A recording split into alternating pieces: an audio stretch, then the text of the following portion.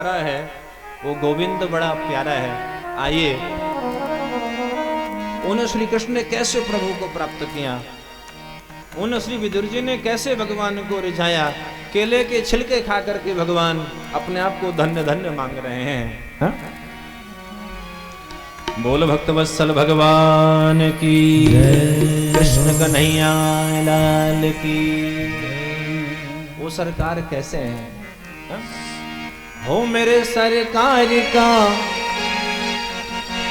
हो मेरे सरकार का दीदार बड़ा प्यारा है। हो मेरे सरकार का दीदार बड़ा प्यारा है।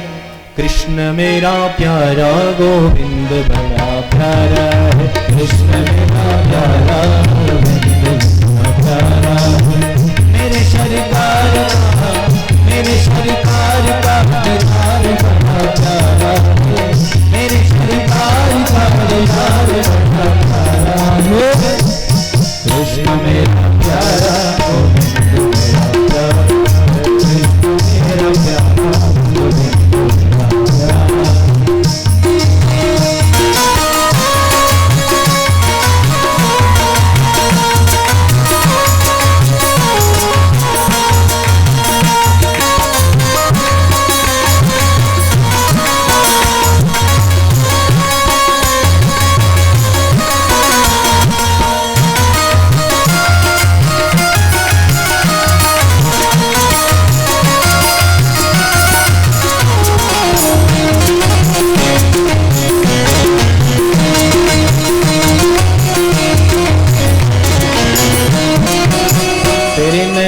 कटिले मेरे नैना कटिले, मोटे मोटे मोटे मोटे ना कटिले।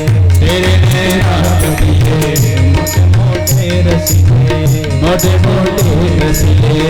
दिल को छीन लिया तेरी प्यारी हंसी ने, दिल को छीन लिया तेरी प्यारी हंसी ने।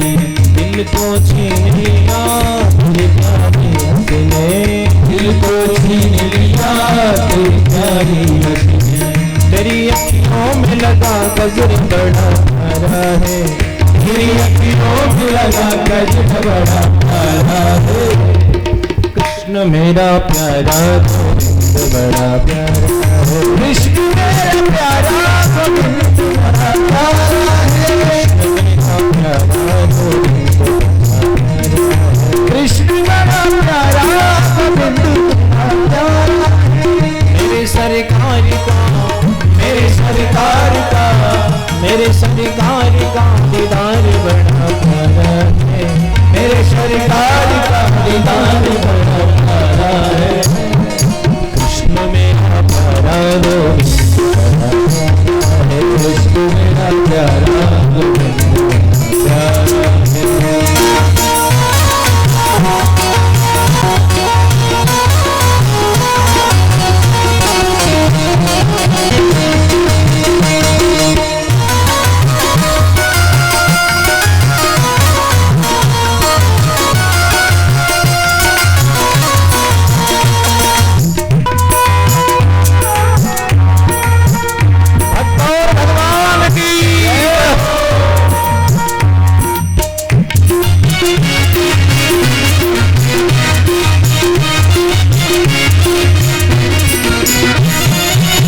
लटों ने लूट लिया, लटों ने लूट लिया, लटों ने लूट लिया, लटों ने लूट लिया।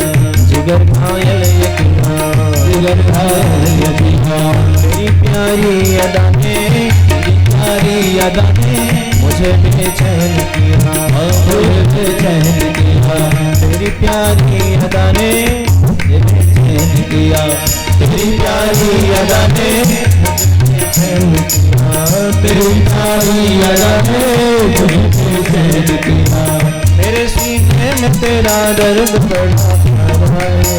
मेरे सीने में तेरा दर्द बड़ा प्यारा है। कृष्ण मेरा प्यारा गोविंद बड़ा प्यारा है। कृष्ण मेरा प्यारा गोविंद बड़ा प्यारा है। श्री राधे।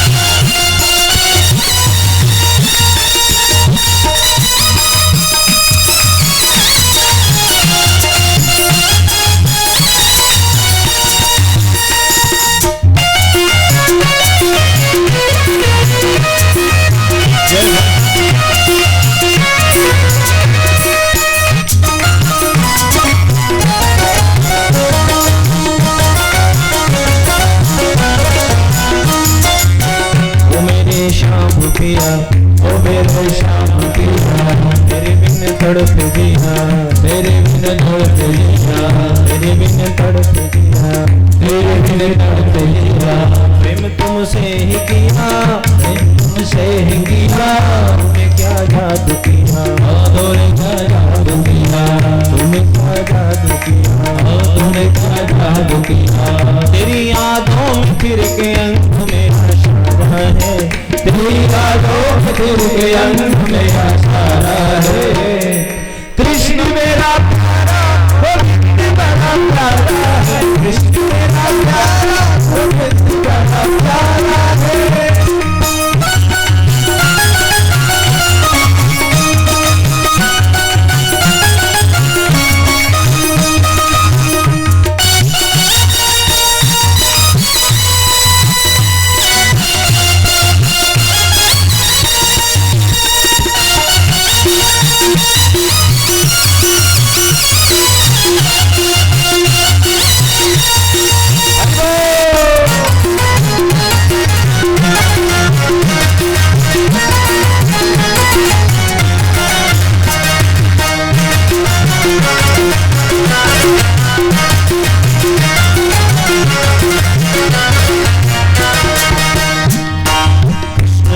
प्यारा गोविंद बड़ा प्यारा है, कृष्ण मेरा प्यारा गोविंद बड़ा प्यारा है, कृष्ण मेरा प्यारा गोविंद बड़ा प्यारा है, प्यारा गोविंद प्यारा है, कृष्ण मेरा प्यारा गोविंद बड़ा प्यारा है, कृष्ण मेरा प्यारा गोविंद प्यारा है, कृष्ण मेरा प्यारा गोविंद प्यारा है, कृष्ण मेरा प्यारा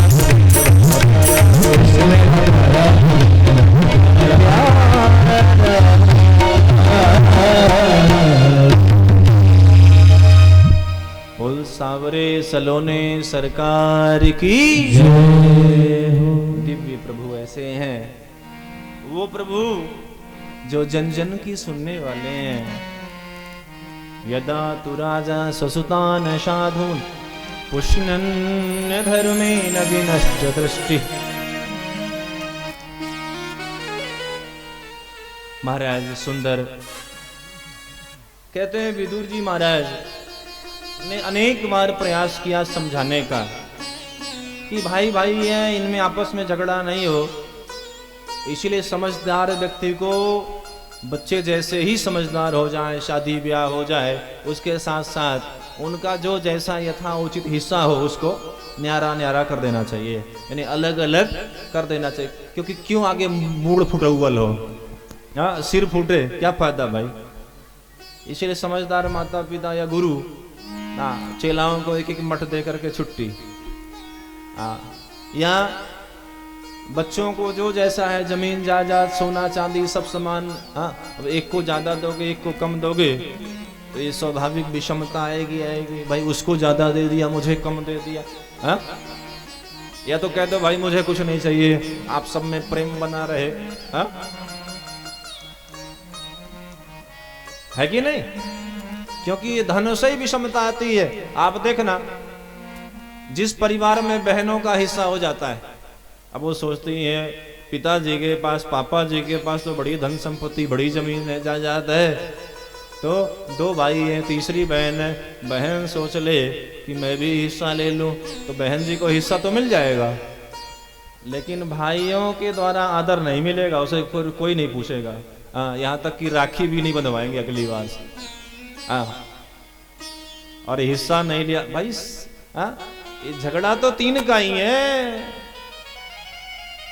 राजपाट का ही तो झगड़ा है, धन संपत्ति का ही तो झगड़ा है, जमीन का ही तो झगड़ा है, और क्या है।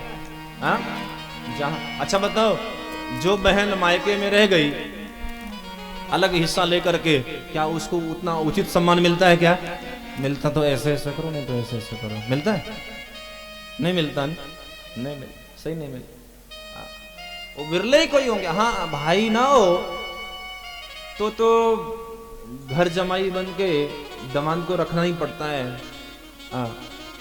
रखना ही पड़ता है, और वो भी उतना प्रेम नहीं मिलता महाराज। तो आज अनेकों बार विदुर जी महाराज ने सुनाया, भैया यदि भौतिक दृष्टि से कोई देखे तो तुम्हारे नेत्र नहीं, धृतराष्ट्र के दोनों तो नहीं थे ना, नेत्र नहीं थे। यदि कोई अंदर के नेत्र कहते हैं कि जो जिनको सामने से दिखाई नहीं देता, ये संसारिक नेत्र नहीं होते, आंखें नहीं होती, तो उनके अंदर के चर्म चक्षु खुल जाते हैं, अंदर के नेत्र यानी ज्ञान में नेत्र खुल जाते हैं। हाँ, उनके खुल जाते हैं। तो मुझे लगता है संसार में तो दो नेत्र है ही नहीं, और जो ज्ञान रूपी दो नेत्र भीतर के होते हैं वो भी लगता है पुत्र मोह में नष्ट हो चुके हैं।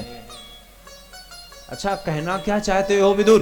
बोले हम यही तो चाहते हैं कि इनको 5 गांव देकर के छुट्टी करो, नहीं तो इतना बड़ा युद्ध होगा कि वो युद्ध रोकने से नहीं रुकेगा। महाराज इस तरह से चर्चा करी और भगवान ने कहा चलो कोई बात नहीं, मैं एक दो बार प्रयास कर लेता हूँ। भगवान गए हैं, भगवान ने जाकर के समझाने का प्रयास किया कि भाई लड़ो झगड़ो मत, भाई भाई की बात है आपस में, जो मिल पट के बैठ के बात बन जाएगी वो बात लड़ाई झगड़े में युद्ध में नहीं होगी।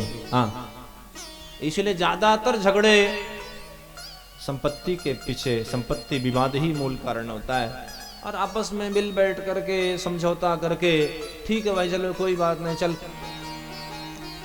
तेरा खेत थोड़ा ज्यादा है ना, कोई बात नहीं ठीक है तू ही ले आ रहा, हाँ ले रहा। बस ऐसे बड़ी बड़ी समस्याएं सुलझ सकती है बैठ करके आपस में बातचीत करके, लेकिन जब तुम चाहोगे ही नहीं, हाँ किसी का द्रव्य, किसी का धन, किसी का हिस्सा कभी भी हजम होने वाला नहीं। कोई सोचे मैं ही खा लूं, मैं ही ले लूं, वो धन हजम नहीं होगा, वो निकल जाएगा समूलम, मूल के सही चला जाएगा, रोग के रूप में, बीमारी के रूप में। हाँ महाराज आज कहते हैं कि भगवान वहां गए थे, जाकर के समझाने का प्रयास किया, राजसभा बुलाई, मीटिंग बुलाई, सबको बुलाया, लेकिन वो दुर्योधन नहीं माना, बिल्कुल नहीं माना। हाँ, उल्टा भगवान को बांधने चला। भगवान ने अपना रूप दिखाया, रूप दिखा के घबरा गया, अरे ये साधारण नहीं भाई, इनसे मैं पार नहीं पाऊंगा। चरणों में गिर पड़ा और कहा मैं थोड़ा ऐसा ही हूं, थोड़ा उल्टा ही चलता हूं। तो अरे सुनो कृष्ण भाई, उम्र में तो तुम मेरे से छोटे हो, हाँ, वो तो राजकाज की बातें अलग हैं, वो चर्चाएं अलग हैं, सुनो ना। हाँ क्या बात है? हाँ, आप जब आ रहे थे द्वारिका से, तब मेरी माँ गांधारी ने सुना कि द्वारिकाधीश आ रहे हैं, वो तभी से रसोई में है और आपके लिए 56 भोग बना रही है, व्यंजन बना रही है। भगवान ने कहा नहीं, मैं भोजन नहीं करूंगा। क्यों? जहां प्रेम ना हो, जहां सम्मान ना हो, तुमने तो भरी सभा के अंदर मेरी बेइज्जती कर दी।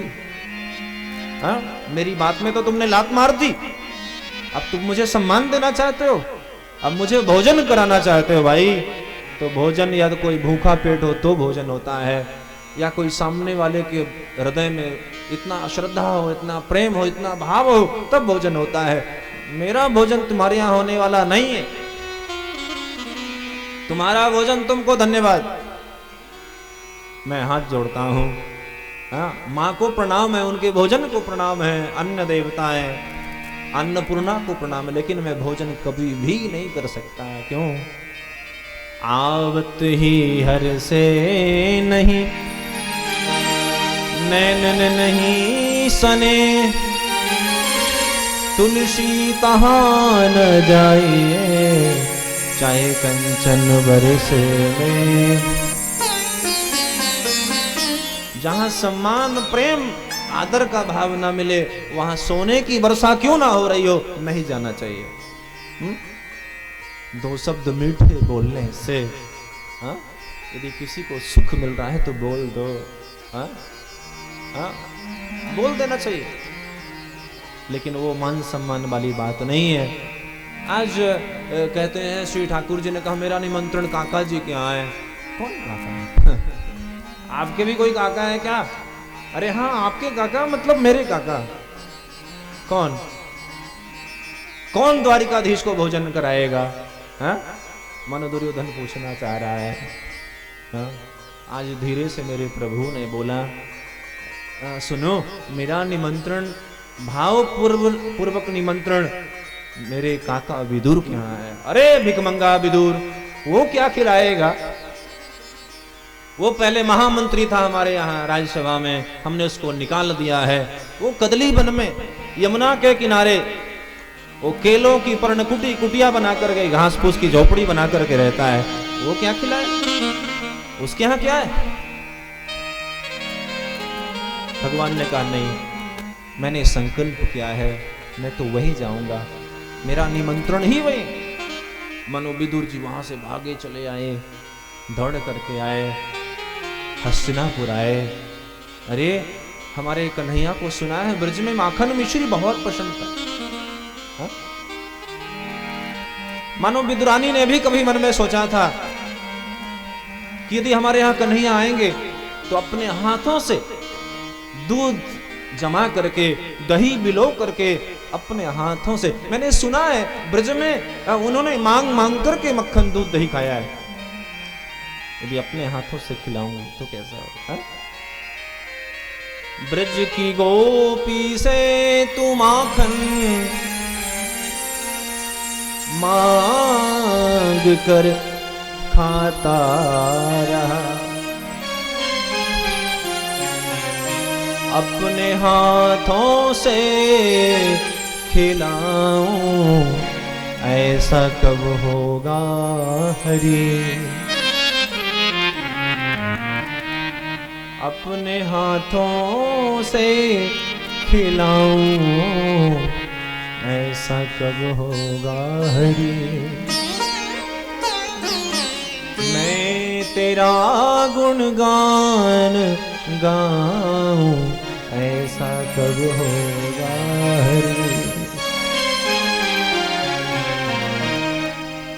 मानो आज कह रही हैं विदुरानी, सोच रही हैं कि हमारे यहाँ भी शायद प्रभु आए, हम भी अपने हाथों से खिलाएं, ऐसा भाव आज श्री ठाकुर जी ने मानो सुन लिया भक्त की पुकार।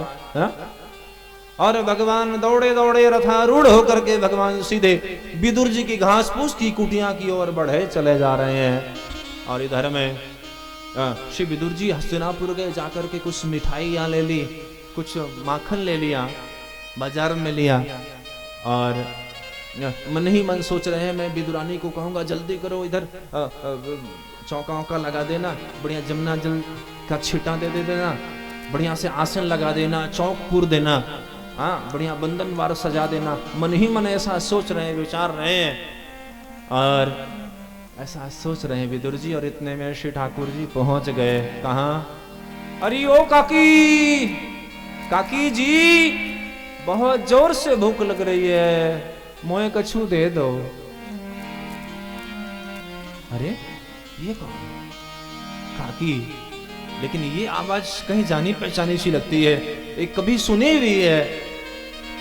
हाँ, मिश्री सी मिठास युक्त ये वाणी किसकी हो सकती है, किसकी हो सकती है? सोच रही है, मन ही मन मनो मंथन चल रहा है, मंथन मनो मनो मंथन चल। ओहो, ये आवाज कृष्ण की है, कन्हैया की है। क्या कन्हैया आए तो नहीं? लेकिन वो तो द्वारिका में रहते हैं, बड़ी दूर। लगता है मेरा भ्रम है। और आज स्नान करते हुए काकी माँ बाहर दौड़ पड़ी आई। भगवान आए हैं भक्त के दरवाजे पे, तो महाराज कैसा संकोच, कैसा बंधन, बेटाई तो है। कहते हैं महाराज उन गीले वस्त्रों में ही चली आए श्री ठाकुर जी, मानो मन ही मन प्रणाम किया, अपनी पीताम्बर उड़ा दी। काकी माँ तुमको ये भी सुध नहीं है? हाँ, ये लो मेरी पीताम्बरी ओढ़ो। लाला भीतर आओ, भीतर आओ, इधर बैठो, इधर बैठो, आओ, मुझे तो भूख लग रही है काकी, जल्दी करो। आज महाराज कहते हैं भीतर लेकर के गई अपने आंगन में, और ले जाकर यहाँ बैठो, यहाँ बैठो, ऐसे घुमाया, और घुमा करके कहते हैं एक पीढ़ा एक पाटा उल्टा ही रख दिया, जबकि कहते हैं उल्टा पीढ़ा पाटा रखना अशुभ होता है। दरवाजे पे या आंगन पे कहीं भी उल्टी झाड़ू रखना, उल्टा जूता चप्पल रखना, ये अशुभ माना गया है। घर के सामने कचड़ा रखना ये अशुभ माने गए, ऐसे कुछ लक्षण। हाँ? आज उल्टा पलटा रख दिया, अशुभ कर दिया। लेकिन कन्हैया अशुभ को भी शुभ बना देते हैं। श्री ठाकुर जी उल्टे पाटे पे पीढ़े पे बैठ गए, काकी मोए कछु खिलाओ। तो आज महाराज भीतर गई, जाकर के कुछ केले लेकर के आई है। केला लेकर के आज श्री ठाकुर जी के पास बैठी है। काकी जल्दी करो, भूख लग रही है। और महाराज आज काकी के नेत्रों से अपलक अजस्र अश्रुधारा बह रही है, मानो नेत्रों से यमुना का प्रवाह शुरू हो गया। गंगा जी बहने लगी नेत्रों से। जब प्रेम होता है तो ऐसा ही होता है। आज गंगा यमुना माने दोनों की दोनों धाराएं बह पड़ी। आज काकी को होश ही नहीं है, वो केला खिला रही है कि केला का छिलका खिला रही है। और भगवान पाते लाला मीठे हैं ना, हाँ सुस्वादु मधुरम मधु। अरे काकी बड़े मीठे हैं, बड़े ही अच्छे हैं। हाँ पानी देती हूँ, हाँ देख रेख करती हूँ इसीलिए। हाँ काकी। और पाते गए संख्या तो नहीं लिखी, लेकिन संत बताते हैं कि भगवान ने 40 से ऊपर केले खा लिए। तब विदुर जी का आना हुआ, अरे देवी, अरे विदुरानी, चौक पूरो, जल का छिटा दो, बंधनवार सजाओ, स्वागत करो। द्वारिकाधीश हमारी कुटिया में आज आ रहे हैं, हमारा परम सौभाग्य है। उत्तम श्लोक दर्शना, भगवान नारायण आज साक्षात मेरी कुटिया में पधारे हैं, तो अभूतपूर्व स्वागत होना चाहिए। अरे भगवान क्या कर रही है तू? विदुर जी आवाज दिए जा रहे हैं और आवाज आ ही नहीं रही। तो आज स्वयं दरवाजा खोला और भीतर जाके देखा तो भगवान पृथ्वी पर बैठे हुए, उल्टे पाटे पर बैठे। अरे पगली, ये क्या किया तूने?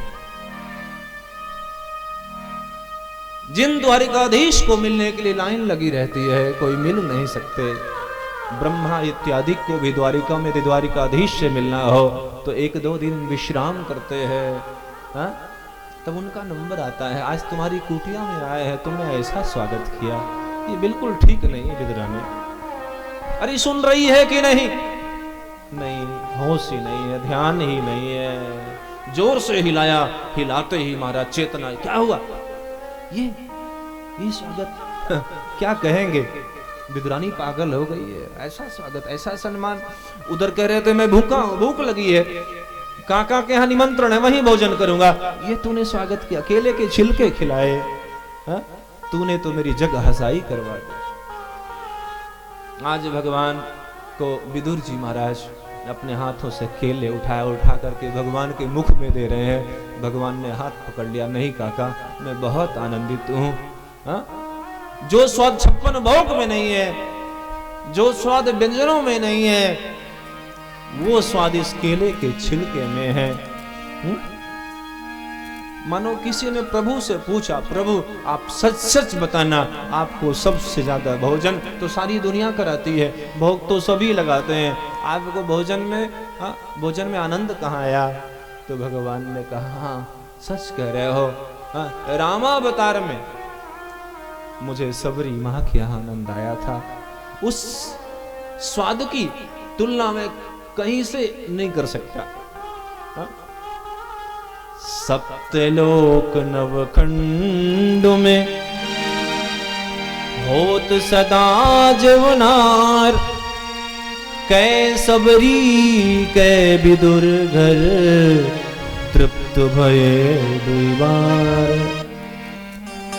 या तो त्रेता में सबरी के आनंद आया उन बेरों को खा करके, या विदुर काका के यहाँ विदुरानी के हाथ से केले के छिलके पाए।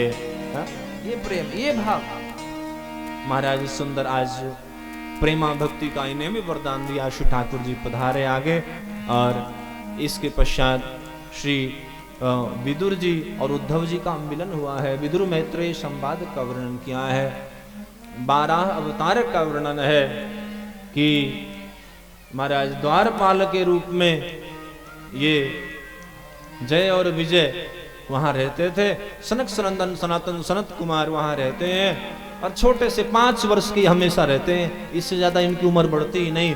और भगवान शयन कर रहे थे, उसी समय भगवान की ही इच्छा से वहां गए हैं। द्वारपाल हरि के प्रिय दो, द्वारपाल हरि के प्रिय दो, जय विजय भान सबको, जय विजय जाने सबको, जय विजय भान सबको, जय विजय जाने सबको।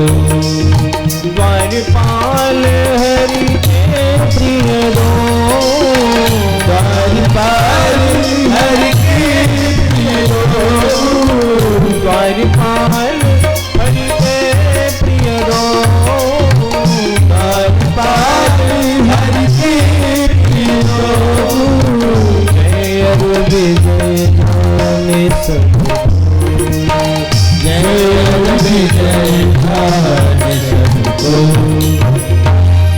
जय और विजय। अरे अरे अरे बच्चों, कहाँ गए तुम? ये वैकुंठ है, ये रमापति वैकुंठ है, भगवान का धाम है, यहाँ बच्चों का प्रवेश नहीं है। तुम कौन हो? बोले हम भगवान के प्रिय भक्त हैं, उनकी सेवा का ख्याल रखते हैं, आप अंदर नहीं जा सकते। क्यों? हम अपने माँ के पास पिता के पास क्यों नहीं जा सकते? आप कौन हो रोकने वाले? अरे हम सेवक हैं, उनके सुख दुख का ख्याल रखते हैं। अरे बच्चों, हमने कह दिया आप अंदर नहीं जा सकते। बोले नहीं, हम जाएंगे, मेरी माँ है, मेरे पिता हैं। बोले हम नहीं जाने देंगे, जाओ। बोले अच्छा, वैकुंठनाथ के द्वारपाल होकर के तुम्हारे जीवन में इतना अभिमान, इतना अहंकार, जाओ तुम निशाचर हो जाओ। इनको शाप दे दिया। हाँ? और एक जन्म का नहीं महाराज, कई जन्मों का शाप था। पहले शिशुपाल तंत्रभक्त बने महाराज, हिरण्याक्ष हिरण्यकश्यपु बने इस जन्म में, फिर शिशुपाल तंत्रभक्त, फिर रावण कुंभकर्ण, फिर प्रताप भानु। महाराज अनेक जन्म इन्होंने धारण किया। तब इनका उद्धार करने के लिए महाराज स्वयं, अब ये जय और विजय महाराज दिति के यहाँ, कश्यप जी के यहाँ कहते हैं, ये दोनों आए हैं। और एक बार कहते हैं दिति का मन चंचल हो गया, संध्या कालीन समय गई। कहते हैं संध्या के समय 4 चीजों का वर्जन होता है, मना होता है। भोजन नहीं करना चाहिए, और पढ़ना नहीं चाहिए, सांसारिक क्रियाएं नहीं करना, 4 चीजों का वर्जन किया है संध्या के समय, गोधूली वेला में, क्योंकि रुद्रगण घूमते रहते हैं। तो दिति का मनोरथ तो पूरा किया, लेकिन महात्मा ने शाप भी दे दिया कि देखो ये समय उपयुक्त नहीं था, बेटे तो होंगे लेकिन राक्षस होंगे, तो फिर इनकी मृत्यु कैसे होगी? बोले हाँ, मृत्यु को मंगलमय बनाने के लिए स्वयं परात्पर प्रभु का अवतार होगा, अवतार लेंगे, वही उद्धार करेंगे। तो स्वयं भगवान ने आज 12 रूप धारण किया है। महाराज हिरण्याक्ष और हिरण्यकश्यपु का जन्म हुआ है। इन्होंने घोर तपस्या की है, घोर तपस्या के द्वारा सारी पृथ्वी को हिलाने लगे, और महाराज अपने राक्षसी कर्म से संतों को, भक्तों को दुख देने लगे। तब मेरे प्रभु ने अवतार धारण किया है, और लोभ रूपी हिरण्याक्ष का मेरे बाराह भगवान ने वध किया है। बोल बाराह भगवान की जय। सुंदर महाराज, इसके पश्चात श्री पृथ्वी को चुरा के ले गया था भगवान की 3 देवी, 3 शक्ति है, महाकाली, महालक्ष्मी, महासरस्वती, भूदेवी, श्रीदेवी और लीला देवी। तो भूदेवी कृष्णावतार में सत्यभामा, लीला देवी श्री राधा महारानी, और श्रीदेवी श्री लक्ष्मी जी, रुक्मिणी जी। महाराज तीनों महाशक्ति कृष्णावतार में अलग अलग आई, और रामावतार में तीनों शक्ति एक सीता के रूप में ही है। तो सुंदर महाराज अद्भुत वर्णन है। और ये हिरण्याक्ष राक्षस पृथ्वी को लेके चला गया। भगवान की दूसरे नंबर की पत्नी है। कृष्णावतार में भूदेवी, भूदेवी का स्वरूप है सत्यभामा। हाँ, सत्यभामा महाराज, और उन्हीं का पुत्र बाद में भौमासुर हुआ। तो महाराज भूदेवी को लेकर के चला गया। भूदेवी को अभिमान हो गया, भगवान ने स्थापित किया। देखिए, इन सप्तपुरियों का विनाश नहीं होता। अयोध्या, मथुरा, माया, काशी, कांची, अवंतिका, इन पुरियों का विनाश कभी भी नहीं होता। तो पृथ्वी का भी मान मर्दन किया है, उसके भी अभिमान को श्री ठाकुर जी ने दूर किया है महाराज, और पृथ्वी को स्थापित किया है। सुंदर, इसके पश्चात सुंदर पृथ्वी पर अनेक भगवान के दिव्य अवतार हुए हैं श्री करदम जी के यहाँ। सुंदर, इसके पहले श्री मनु जी महाराज, वंश वर्णन है। मनु जी की 3 कन्या हैं। तो कौन कौन कन्या है, वंश वर्णन सुनाया है। प्रियव्रतोत्तान पादो सतरूपा पते सुतो वासुदेवस्य कलया रक्षायाम जगता स्थितो। महाराज बहुत सुंदर मनु जी महाराज के वंश का वर्णन है। और मनु जी महाराज के सुंदर महाराज अनेक,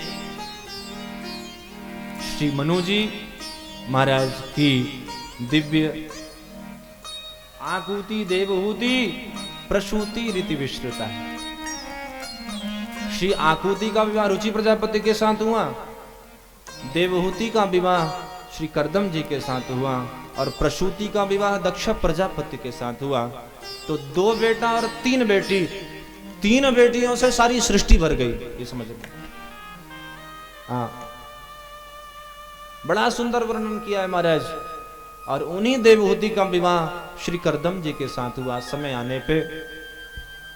और करदम जी महाराज के यहाँ स्वयं कपिल देव भगवान का अवतार हुआ है। कपिल देव भगवान ने सुंदर सांख्य शास्त्र का वर्णन किया है। उसके पहले 9 कन्याओं के वंश का वर्णन है। हाँ, अरुंधति इन्हीं की कन्या, वशिष्ठ की पत्नी। अनुसुईया जी इन्हीं करदम जी की बिटियां हैं महाराज। सुंदर वंश वर्णन सुनाया है। और इसके पश्चात श्री करदम जी महाराज ने अद्भुत तपस्या की है। तपस्या को देख करके भगवान का मन हुआ कि इनका बेटा बनाऊंगा। और बेटा बनने के लिए स्वयं भगवान परात्पर परब्रह्म भगवान नारायण कपिल देव के रूप में 9 कन्याओं के पश्चात पधारे हैं। और माँ देवहूति को महाराज धर्म का वर्णन सुनाया है।